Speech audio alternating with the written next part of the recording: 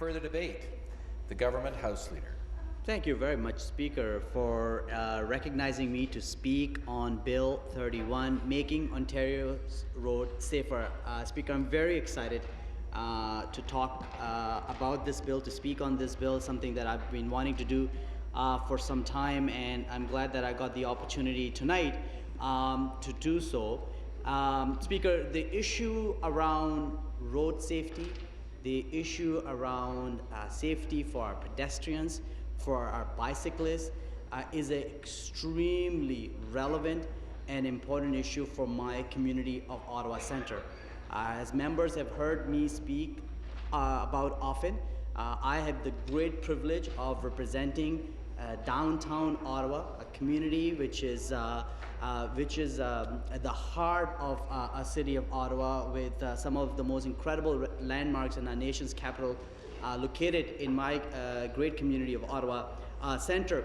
But one of the incredible things about living in a downtown community, Speaker, as you can recognize, that that members of my community very much rely on various forms of transportation, be it walking to work or to the local community center, or taking a bicycle to various activities, to the farmers market at Parkdale, or taking the bus to the newly developed Lansdowne Park in the Glebe, or living in Old Ottawa South and in the middle of winter skating downtown to work on the Rideau Canal. I mean, you name it, Speaker, and all different kinds of transportation is used in my riding by my constituents. And the next most exciting thing that's happening in my community of Ottawa Centre is the building of the Confederation Line, the light rail transit system, which basically starts in my community at Tunney's Pasture and goes all the way through downtown, actually underground through the downtown, and then to Rideau Centre, and then to University of Ottawa and beyond. So we are getting this new incredible addition of another way of great public transit by way of light rail that is even going to make it easier for my constituents, members of my community, to be able to travel from their home to their work, to the local farmers market, or one of our community rings or local parks. Needless to say, for all those reasons, Speaker, there is a great sense of interest in my community in making sure that our roads are safe, that it is easy for members of my community to be able to walk, skate, ride their bike, or take the public transit to various things in our community. And Speaker, I'm very proud to come from Ottawa because there's a lot of great things are happening in my community to make it even more of a bicycle-friendly, pedestrian-friendly city. I'll give you a couple of examples that are happening right in my community of Ottawa Centre. First is there is, for the very first time, right in the downtown core on Laurier Avenue, we have a segregated bike lane. It started about 2 years ago as a pilot project. It is now made permanent because the incredible amount of use that came about. And that has allowed for people to be able to travel through our downtown on Laurier Avenue. Those who know Ottawa well will know Laurier Avenue is in the heart of downtown. It's a very busy road. And to have two segregated bike lanes on both sides of the road, it makes it that much more easy for people to get to work from their home. The project, the Laurier Avenue Segregated Bike Lane project, has been so successful that it won the 2015 Sustainable Community Award from the Federation of Canadian Municipalities. It is being celebrated as a best practice and being encouraged in other communities as well. Another great thing that is happening in my community is the building of complete streets. Complete streets is an incredible concept where cars, bicyclists, pedestrians, all are treated equally.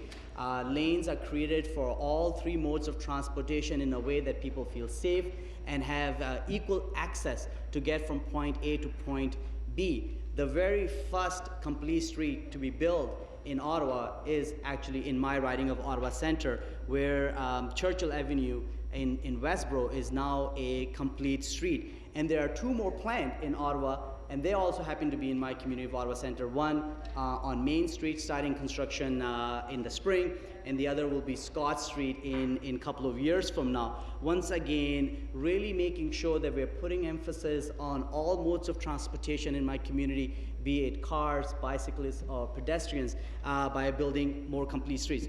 The result of all this great activity, and there's many other great things are happening with kilometers and kilometers of bike lanes and easy access, footbridge, etc., that Ottawa is being recognized around Ontario and Canada, Speaker, as a leader in a bicycle-friendly community. And I'm really happy to know that through Share the Road Cycling Coalition, and my good friend, the member from Burlington, in her capacity as the CEO of Share the Road, was there 2 years ago, presented. Ottawa is the very first Gold Bicycle Friendly Community Award, yet again recognizing the fact that Ottawa has been doing incredible stuff in making sure that it's a safe street, it's a usable city for bicyclists, for pedestrians, for skaters, and you know it. And that's why my community, Speaker, you won't be surprised, we're really engaged in the development of Ontario's first bicycling strategy, Cycle On, which has resulted in so much behind the great things that we find in Bill 31. Cycle On was announced almost 2 years ago, laying out a very ambitious plan to make Ontario a cycle-friendly jurisdiction.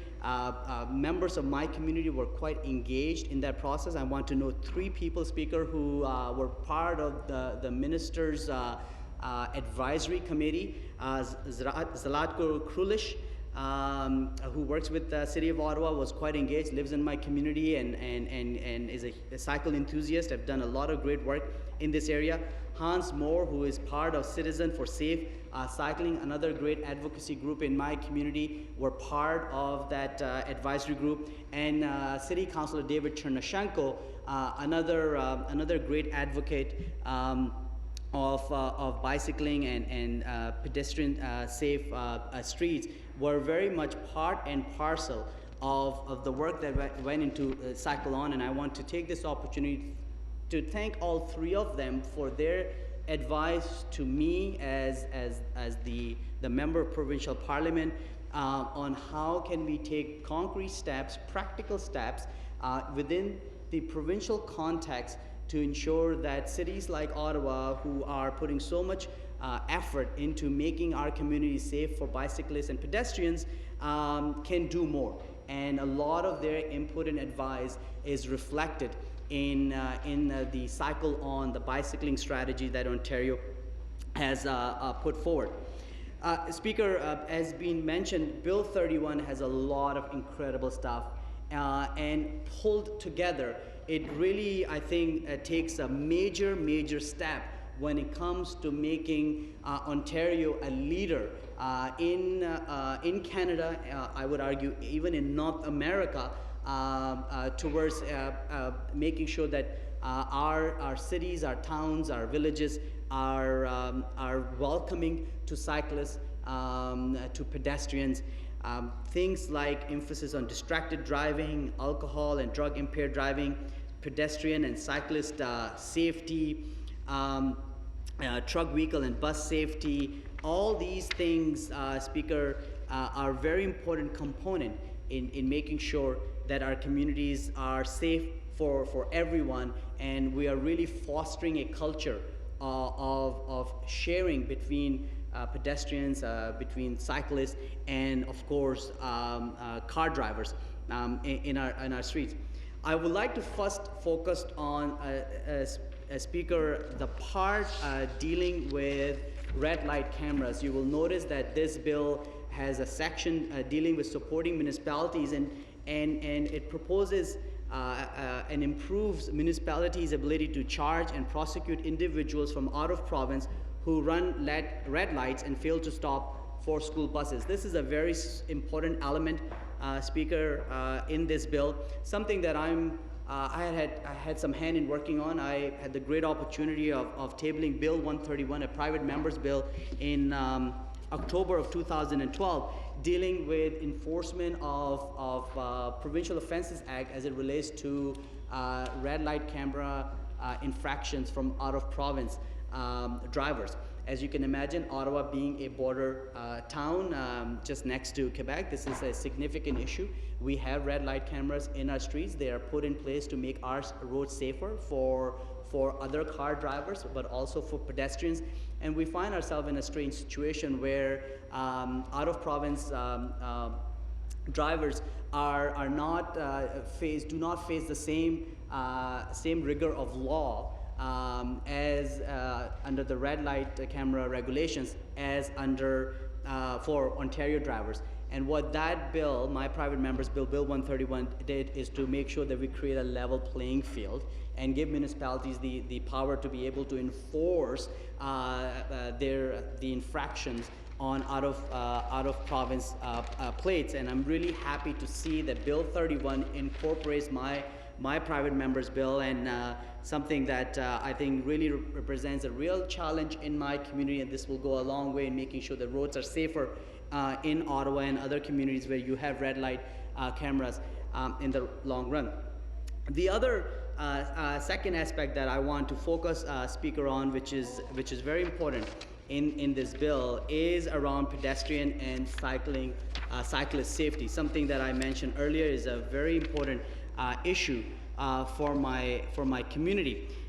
There are some really interesting and important things that are part of this legislation that will promote cycling as active transportation and specifically improve cyclist safety.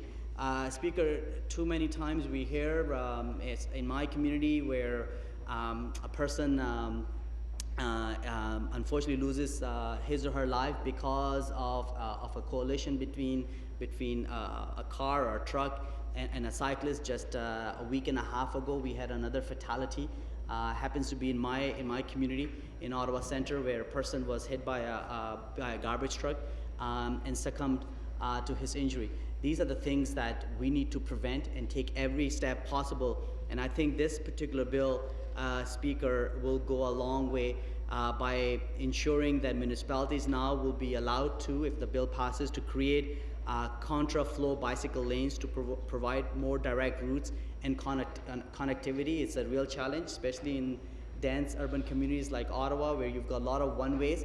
This will allow for a real opportunity for municipalities to be able to use a one-way and put contra-flow bicycle lanes for cyclists to travel. Increasing the range of convictions for dooring of cyclists is another, I think, a very important move. Fines going from $60 to $500 to $300 to $1,000, and raising the demerit points from 2 to 3 is a very significant step, again, to make sure that people are a little bit more cognizant when they're opening their doors on busy streets and check their blind spots so they are not hitting bicyclists who may be coming. The other important point has been mentioned, Speaker, during the debate, is the 1 meter rule when passing cyclists where it is practicable.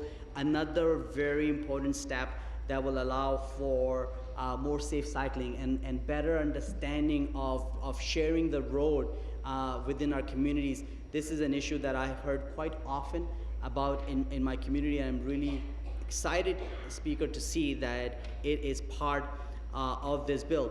In terms of pedestrian safety, Speaker, requiring drivers to yield the whole roadway to pedestrians at school crossings and pedestrian crossovers is, again, a very important and significant step. It may, in this grand scheme of things, when you think about it, it doesn't seem like a big thing, or why was it not done before, but the matter of the fact is that the Highway Traffic Act was written in a particular way. It was written at a time as a legislation where driving cars was a prevalent way of doing things, and now that the reality is changing and more in communities across the province, we see more people walking, more people being active in their lives. These changes are extremely important, and so I'm really happy to see that we are changing the manner in which we take active transportation. We really, through these changes, Speaker, are bringing a cultural shift, a cultural change in ensuring that our roads are safe. And to that, I would say the provisions around distracted driving are very important as well. We know, and there's ample studies are now out that shows that when you're on your phone while driving, or on your BlackBerry or iPhone and texting, the danger that you cause on the road in some instances is more than drinking and driving. This is a serious issue. I think we know as much that we are not allowed to use our handheld devices while driving. We often see people doing it. Just this morning, as I was coming from the airport to Queen's Park, and I saw about 3 drivers on stop signs, just their eyes were gazing down, and it's so easy to spot when somebody is looking at their device and not on the steering wheel, not on the road. It's dangerous. It jeopardizes your own life, but most importantly, it jeopardizes the life around you, whether it be a pedestrian or cyclist or other car drivers. To see that we are increasing the fines and we are introducing demerit points is a very important step, Speaker, that is very much part of these bills. So add all this together, Speaker, and I've just picked things that I think are very important from the perspective of my community of Ottawa Centre, but you add all these things together and you really start to see that this bill takes a very significant step in making our roads safer, and I really want to thank everybody in this House who have contributed to this bill, and I want to thank Minister of Transportation Stephen Del Duca for his leadership in bringing this package, this very fulsome package together to the legislature, so that we can really get to see all these pieces together that will make our community safe. In my last couple of minutes, Speaker, I do want to talk about another important issue, which is not part of this legislation, but something I think a discussion is worth having. And this is something that I heard in my community quite a lot, and that's around speed limits on residential streets. This is a very significant issue in my community. As I mentioned, it's a densely populated community with a lot of young families, and we're finding, Speaker, that 50 kilometers an hour as default speed is just too much. We live in a time when we live in more tight-knit communities. There are more kids on the streets. The cars are much faster now than ever before. And perhaps, Speaker, having conversations with my constituent, it is time that we consider lowering the default speed limits from 50 kilometers an hour to 40 kilometers an hour in residential street, and to 30 kilometers an hour around school zones. There's ample studies, Speaker, studies that have been done that demonstrate that the impact on collision between a car driving at 50 kilometers an hour versus a car driving 40 kilometers an hour is drastically lower. In fact, the chances of a person to survive that kind of collision is much higher just by reducing speed limits by 10 kilometers. In fact, even our coroner, who did quite an extensive study on pedestrian deaths, one of the recommendations he outlined was to reduce the default speed limit on residential streets from 50 kilometers an hour to 40 kilometers an hour. And we're starting to see other jurisdictions around the world taking the same step. In fact, most recently, New York City reduced their speed limits to 30 kilometers an hour on residential street, and Paris has done the same. I think, Speaker, I introduced that as a topic for debate and discussion. In the long run, I think there still needs to be more analysis done in the context of Ontario. No doubt, we still need to do some consultations to hear from our municipal partners, from other community groups, those who advocate on behalf of drivers, bicyclists, and pedestrians, to see is that something Ontario needs to consider.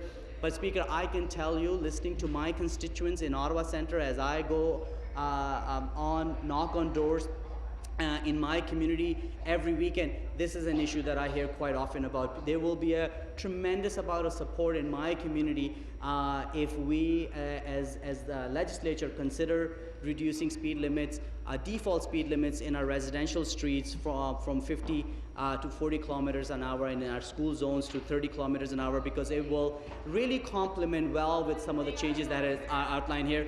Thank you, Speaker, for the time, and I hope all members will support Bill 31. Thank you.